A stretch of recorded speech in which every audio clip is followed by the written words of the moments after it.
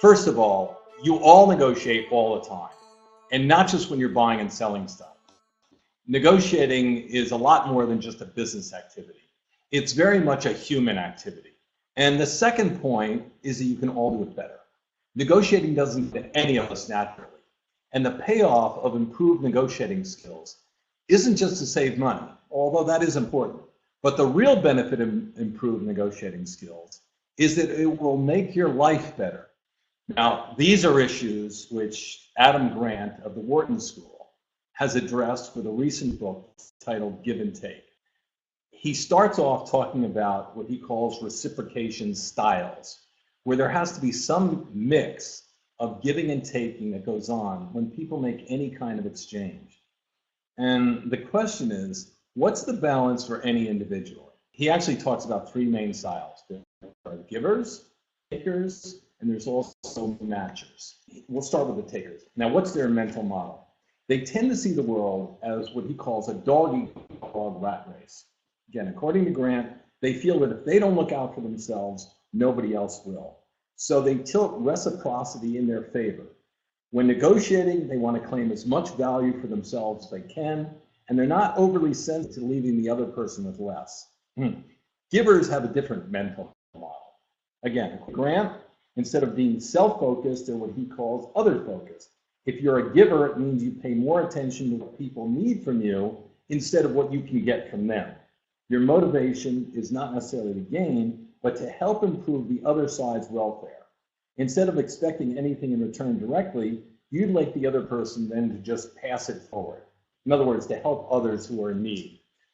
What comes to mind is that if you've ever seen how the Amish live, I'd say that's pretty much a giving culture. Now, matchers operate on a different principle, the principle of equal reciprocity. It's called tit for tat. When people do them a favor, they repay in kind. And when they help somebody else out, they expect equal payment.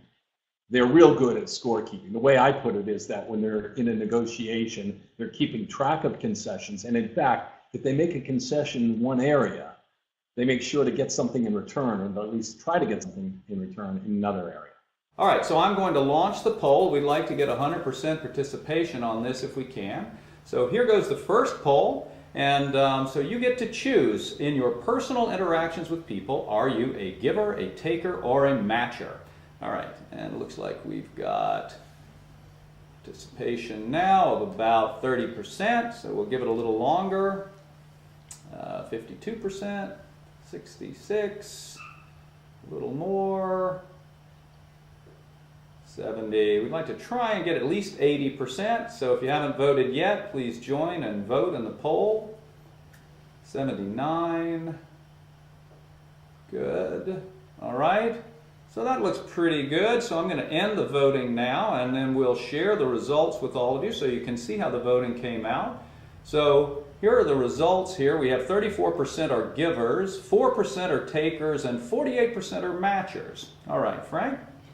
Yeah, you know, I've had somebody who went to one of my programs who tried to describe the three styles this way. He says, well, when you're eating out with friends and the server brings the bill, givers are the people who reach for the check and say, I'll get it this time. But they do that every time. Matchers immediately whip out their calculators and start divvying up how much each person owes down to the penny. And takers, well, as soon as they see the waiter heading to the table with the bill, they excuse themselves for the restroom and come back 20 minutes later. You know, that's a little bit of a misinterpretation, I think, of what Grant means by this. And you can see that we had a very small percentage. Nobody wants, or very few people want to identify themselves as takers. This is not a kind of a moral story here, or a question about people's morality. What he really is saying, what he means by takers, is not that they're greedy SOBs who are just out for themselves, who won't spare a dime for anybody else. They may be extremely charitable. They may be wonderful people, but it's just the way they see the world. That the world is a kind of a cruel place, and if you don't take care of yourself first, nobody else is going to do it. So, and givers will just have a different attitude towards it, which is that, look, if I help somebody else out, I'm liable to get some kind of help in return at some point. So in any case, let's see. So the other thing is that I wonder if the results would have been a little different if I posed another question first that Grant did raise. And the question is, what is the most and the least successful approach in terms of professional advancement? Now, let's define what's meant by successful. For example, for engineers, it would include the overall quality and effectiveness of their work. For salespeople, the main criteria is, of course, closing deals and ultimately making and even exceeding sales targets, quotas. So we're going to put this, we'll start with the poll in kind of negative terms. Which is the least successful reciprocating style? Okay, so we're going to launch our second poll now. We're going to ask you that question, which is the least successful reciprocating style, giving, taking, or matching? And you can all vote now. And once again, we'd love to get about 80% participation. So all you have to do is click on the screen. And we got about 30, 40%, 50%, 60, give it a little longer.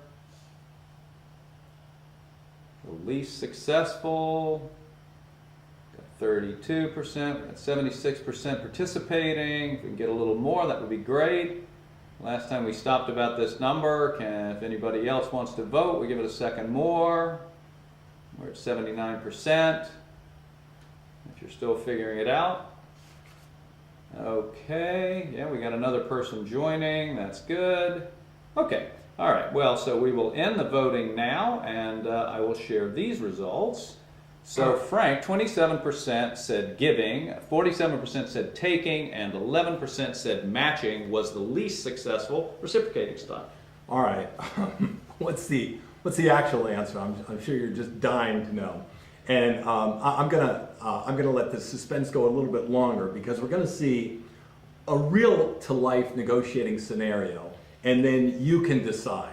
So Jim, you want to describe the setup to the scenario? Absolutely. We're going to watch a little skit that we shot here at Movis Creative Negotiating, and this is two people negotiating over an advertising brochure which would be put into trade magazines. So the buyer wants to get a million 4-color brochures placed in trade magazines, and the seller, who's a young lady, is offering him 25 cents a brochure. I'm going to kill the camera while we watch this video. Okay. All right, so you're ordering 1 million of these 4-color brochures. Yeah. They're 4 pages each. Considering the size of your order, worked out a really good deal for you. 25 cents a piece. So that makes the total order 250,000. Whoa. Okay, don't worry. We could do something a little better. Well, I hope so, because your competitors have given me a lot better price. So you're going to have to sharpen your pencil, bring that price down 10%. Make the total order 2.25. I can't do that much, but okay, how does 235 sound?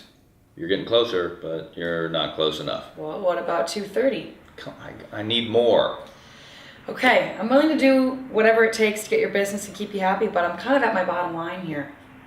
I mean, well, what if I have an idea that could benefit us both?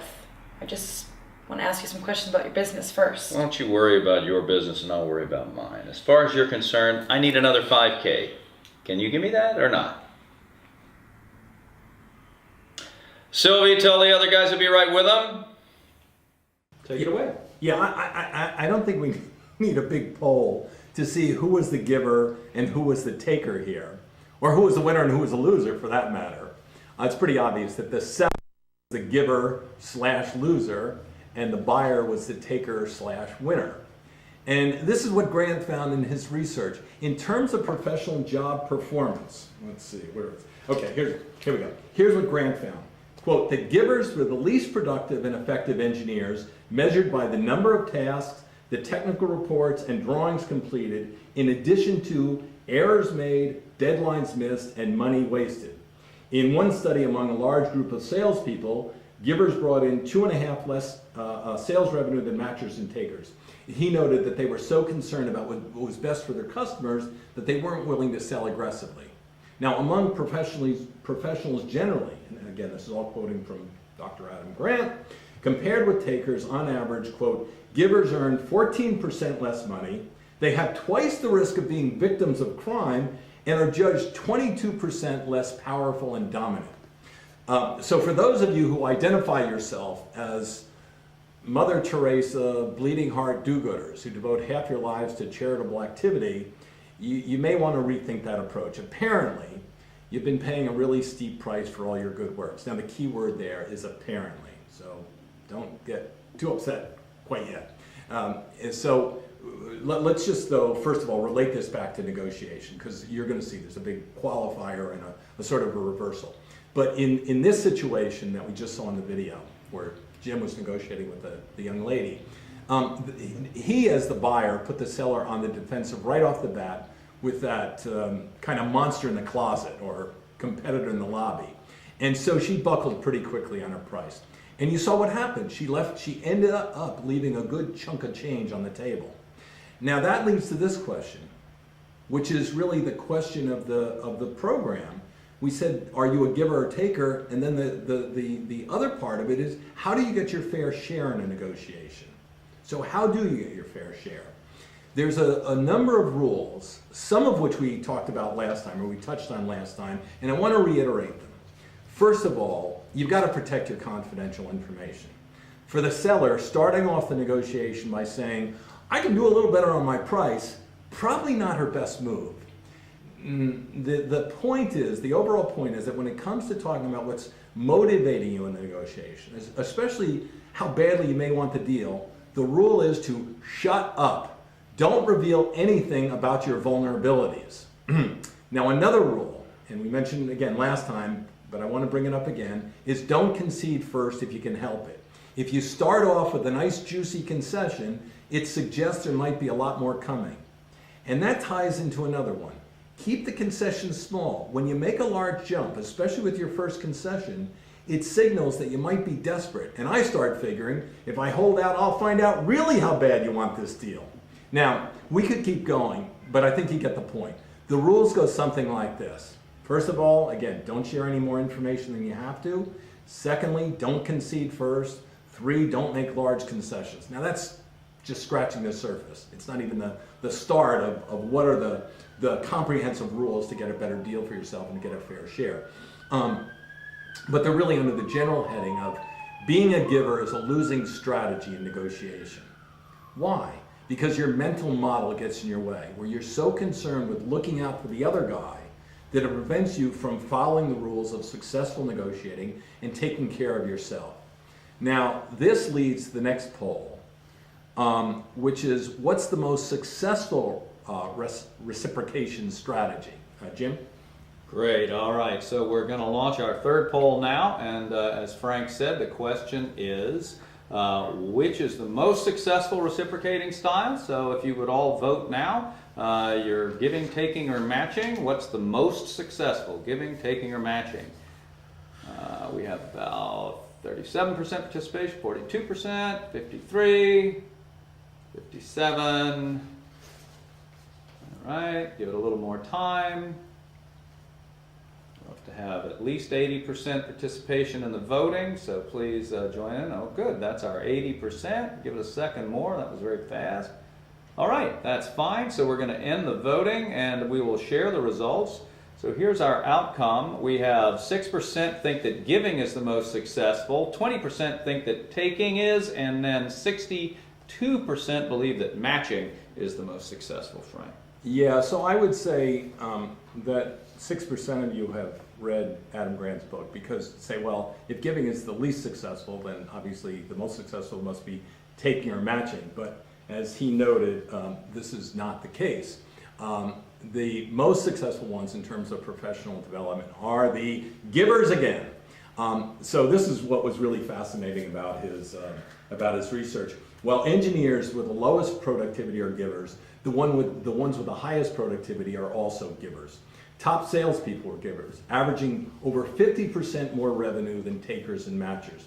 Grant concluded that across occupations, quote, givers dominate the top and the bottom of the success ladder, which means that there are winning givers and losing givers. Or to be less judgmental, there are more successful and less successful giving strategies.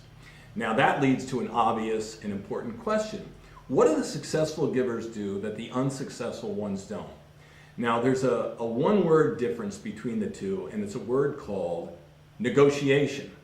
Now wait a minute, I thought we just went through some rules of negotiating that show how negotiating is really a taker's game. Well, it is, sometimes. But that's only one way to negotiate.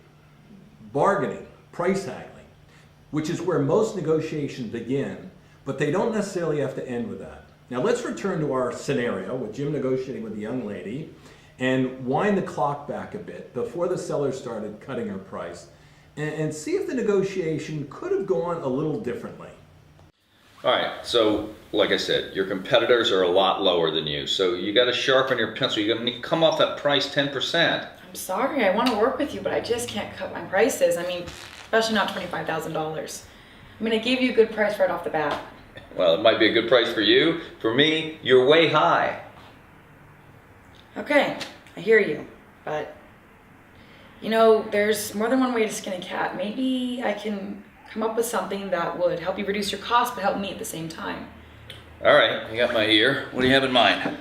Well, what exactly do you do with these brochures? I mean, do you hand them out at trade shows? Do you use them as mass mailing pieces? No, it's a little different than that. We use them as an advertising piece in the trade journal, so we have them inserted right into the journal with a perforated edge so people can tear them out. Okay, all right, that's interesting. Well, how many of these trade journals do you advertise in? About a baker's dozen. Yeah, and are they all assembled in the same place? No, they're assembled at 12 different locations all across the country. Yeah, well, I see that we ship all your brochures in bulk to your central warehouse in Dallas, and then what? You reship them from your warehouse to different locations? Yep. And who pays the freight, you or them? We do. Any idea what that costs you? Yeah, I handle the shipping, and it ain't cheap. It's nearly 50 grand. That much? Wow. Well, do you know what kind of discounts you get from your carriers? Oh, we're not that big a shipper. We only get about 30% off their established rate. 30%, that's it. Well,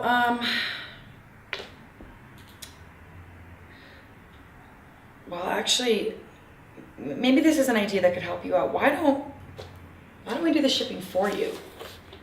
How would that work? Well, we could, ship directly to the 12 locations on what we call prepay and add basis. That means we pay for the shipping now and then we bill you later. I don't understand. What's that do for us? Well, we're one of the biggest shippers in the country, so our discount rate is double what you get from your carriers. That means if you do the shipping through us, you'd effectively get our discount rate, cut your shipping costs in half. I mean, that'd save you, what, 25 grand? Oh. Yeah, okay folks, so who is the winner here? If the buyer's goal is to win a $25,000 price concession, which she's able to get by the seller coming up with this innovative shipping arrangement, then the buyer is the big winner in this situation.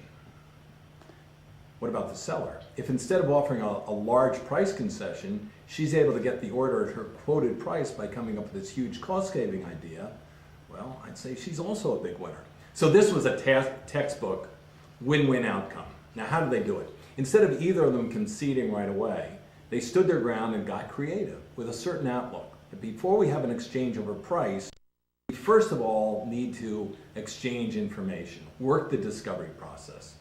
So the difference between losing and winning givers then is what? The losing givers just give in, period. Where the winner, the givers rather that are winners, give in differently. They give in the spirit of give and take. The difference between the seller in the first scenario and how she handled it in the second go around. So let's talk about this concept of giving and taking and matching in the context of what I'm going to call the rules of negotiating. And the reason I put the word rules in quotes is that I don't believe that there are too many rules that apply to negotiating writ large. What actually happens is there are different sets of rules that apply to different types of negotiation. And rules that work well in one mode are completely counterproductive in another. For example, in basic bargaining, if one side or both are trying to gain at the other's expense, the negotiation looks very much like a win-lose contest. But what this little skit illustrates is that negotiating is not just a single activity. As we pointed out last time, negotiating is really made up of a continuum of activities. It starts with basic bargaining, then has the potential to move into creative deal making, and finally can move into strategic relationship building. So there is not one style that fits all. Grant points out that in the mix of their business and personal lives, people tend to adopt different styles of how they reciprocate based on the situation. So that in the home, especially in dealing with their kids, people tend to be selfless givers. When helping people at the office, we tend to be matchers. For example, I'll help them out with their project as long as they do the same when I need their help. And if they don't, well, I'll be damned if I'm going to help them the next time. And with external suppliers and clients, in other words, with people who are negotiating with outside our organization, we tend to be takers, grabbing as much value as we can. Now, what I'd add, and I think it is consistent with Grant's outlook, is that you may lean towards the taking side when you're bargaining, but to find out the kind of information that's needed to make a more creative deal when you're actually adding value, like the, what did we call it, the prepay and add in that shipping trade-off that the lady made, you got to come across as a more cooperative and collaborative counterparty, where the goal is, I want to help the other guy out. In other words, in this case, Jim's got a problem, how can I help him solve it? So you're leaning much more heavily in the direction of being a giver, but not completely. As you add value, you still want to make sure you're getting your fair share. So it's more of a matching strategy. Again, this is in the creative deal making, that part in the middle. And then as you get into a longer term relationship, this is where you can move into a pure giver strategy. Now, if we can agree that negotiating is not just this single activity, but is a process that moves through these different stages, you can think of it kind of like it's sort of like moving around the table, where in bargaining you're on opposite sides of the table, and the general approach is what I gain will come at your expense and what you gain is going to come at my expense. So it does tend to be adversarial, and despite the fact that people have different reciprocation styles, the outlook again, in other words, the way of conducting yourself is a lot more on the taking side. In deal making, you and the other side are on the same side of the table, but you're still concerned about getting your fair share. So there's this kind of a mix of cooperation and competition. Now there's an important warning here. When you're working together to find these mutual gain synergies, like we just saw in our skit, because the negotiation has become less adversarial, where you're working together, it can be somewhat disarming. In other words, what I mean is that there's this tendency to assume the positive, that I can now trust this person to share these rewards equally.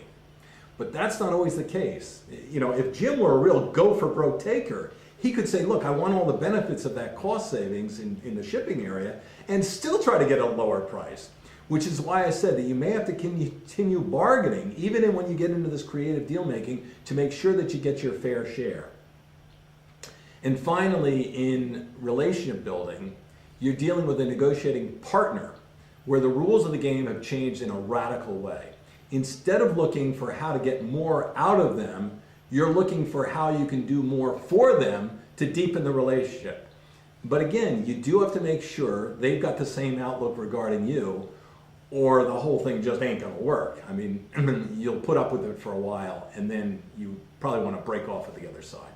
So the main difference between what I would call the passive givers, in other words, the givers who often get taken, and the negotiating givers, is that the proactive givers, the ones who are more successful, do not just assume trust. They recognize that to make sure that to get their fair share, trust has to be negotiated. Otherwise, you just can't move across the continuum. Or you can move across, but you're not going to get your fair share. And regarding the so-called rules of negotiating, not only does each mode have its own rules, but as I said, the rules are somewhat contradictory.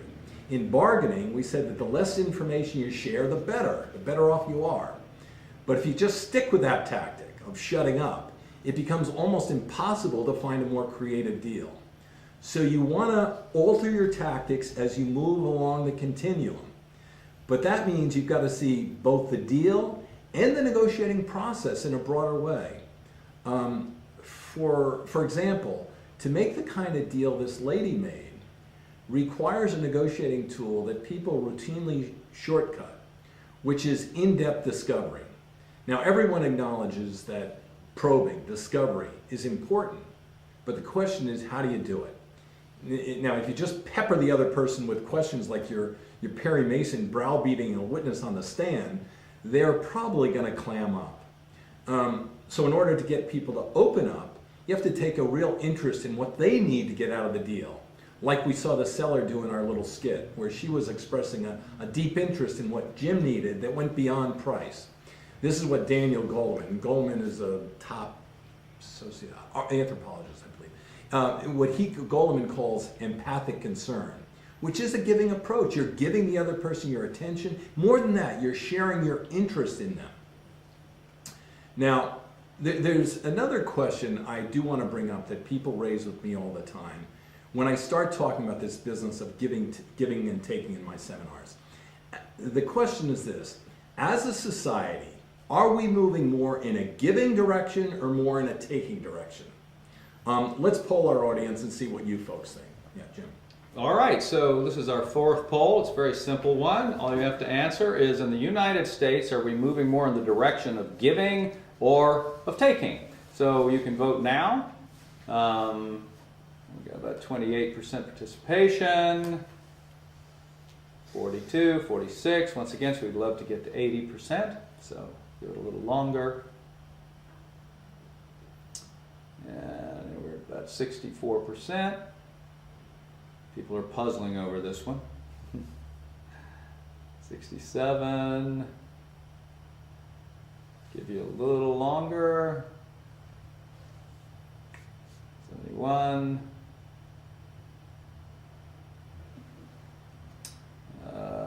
Just one more second. We've only got 70% participating. Those of you that have voted before, if you take a second to vote now. All right, and and that's with 70% roughly. We'll share the results. Looks like our group here thinks that 28% are that in the United States we're moving towards giving, and 56% think we're moving towards taking. Okay, I'm going to ask you to participate in something else. And we haven't done this before. We've always done these kind of multiple choice polls, and so I don't know if this is going to work, but this is a write-in poll. Examples, so if you pick that we're moving more in a giving direction, what are some examples of that? And if you pick in a taking direction, if you can write in some examples of that. And again, I have no idea if this is going to fetch us anything, but let's just take a minute or two, and people can type in fast, and if not, we'll... Good, okay, so I'm going to launch that poll now. And you should be able on your screen to type in your answer, examples of how we become more like givers or takers in the U.S. So type in an example you think of people becoming more like givers or people becoming more like takers.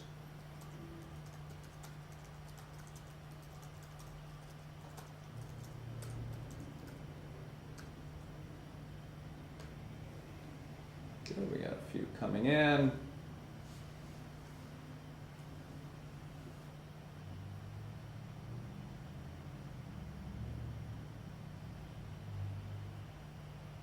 All right, about 22% of you have shared something, so we'll give it a little longer.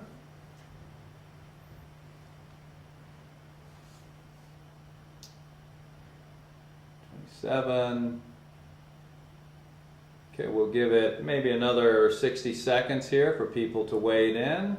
That's about 30% of you. Good. 30 seconds more. Anybody got any more ideas? 37%. All right. So that's about almost 40% of you. All right, so now let's, I'm going to share these results here, and I'm going to show the details. Okay, so here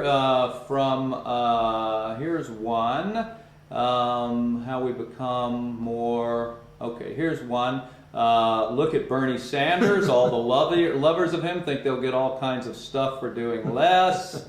Let's see, and then holding to pricing and upselling. Those are people that are takers. This is, let's see if we find another one here. Social welfare being considered a right. That's a sort of a taker. And then, yeah, and then foreign aid, imperialism. All right, we'll try one more here. Let's see if we've got one more. Okay, crowdfunding and a way of doing givers, moving towards offshore for cheaper labor rate is sort of a taking strategy in the global marketplace, and then making a case either way. All right, so there you go. Yeah, I sort of agree more with the last person that well, in any case, that the answer is, are we moving towards being a society where we're more like givers or more like takers? The answer is yes. I think they're going in sort of both directions. So on the side of whether we're heading more towards the giving side society, we do have this example from Dan Pink, and he's a leading behavioral economist, or in that school, who has studied human motivation, most prominently in his book Drive. And he gave a TED talk, and it was posted on YouTube, so it's we're able to download that. And I'm going to show a very, very short clip of this. Go back in time a little bit. I imagine this if I went to my first economics professor, a woman named Mary Alice Schulman, and I went to her in 1983 and said, "Professor Schulman, can I talk to you after class for a moment?" Yeah. I got this inkling. I got this idea for a business model. I just want to run it past you. Here's how it would work. You get a bunch of people around the world who are doing highly skilled work, but they're willing to do it for free and volunteer their time, 20, sometimes 30 hours a week. Okay, she's looking at you somewhat skeptically there. Oh, but I'm not done. And then what they create, they give it away rather than sell it. It's going to be huge. I mean, she truly would have thought I was insane. Okay, it seemed to fly in the face of so many things. But what do you have? You have Linux powering 1 out of 4 corporate servers in Fortune 500 companies, Apache powering more than the majority of web servers, Wikipedia. What's going on? Why are people doing this? Why are these people, many of whom are technically sophisticated, highly skilled people who have jobs? Okay, they have jobs. They're working at jobs for pay, doing sophisticated technological work, and yet during their limited discretionary time, they do equally, if not more, technically sophisticated work, not for their employer, but for someone else for free. That's a strange economic behavior. Economists who look into it, why are they doing this? It's overwhelmingly clear. Challenge and mastery, along with making a contribution. That's it. Okay. Yeah, it's Pink goes on to say something I found really interesting, and he relates it to the way because obviously he's saying, look, there's a lot more of a kind of a giving outlook, and he relates it to the way the economy has changed, that as we move more into a service economy, it's quite different from a manufactured economy in a lot of ways. And one of the differences is that that service organizations have to be much more what he calls purpose-driven. And whenever you have a disconnect between the profit motive, where the profit motive is overwhelming the sense of purpose that people have, you get lots of problems. And so companies are moving more in this direction. Now, that's one tendency.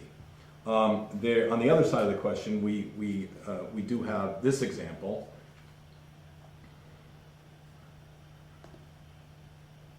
Which is our political leaders in Washington don't seem to have taken this to heart. That not only is it not filled with a bunch of givers, but who are eager to find win-win compromises with people across the aisle. And I don't think we need a poll on voting on that one.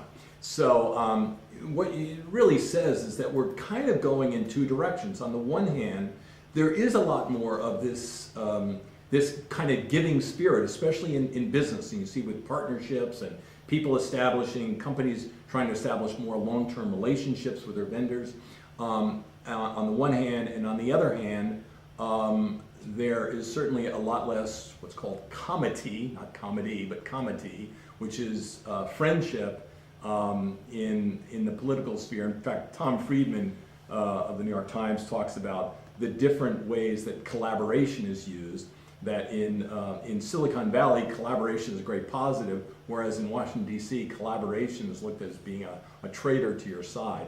So in any event, this is sort of one of the phenomenon that's going on that I think we have to think about. Now, there's one other issue I want to raise, one final issue, and then we're going to open the discussion to questions. And I think we do have a number of questions that have been coming in.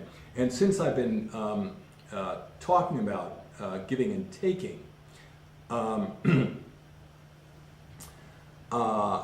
in business, the question has been brought up to me many times, which is the question, the way it's put to me is, are we, let me think about this.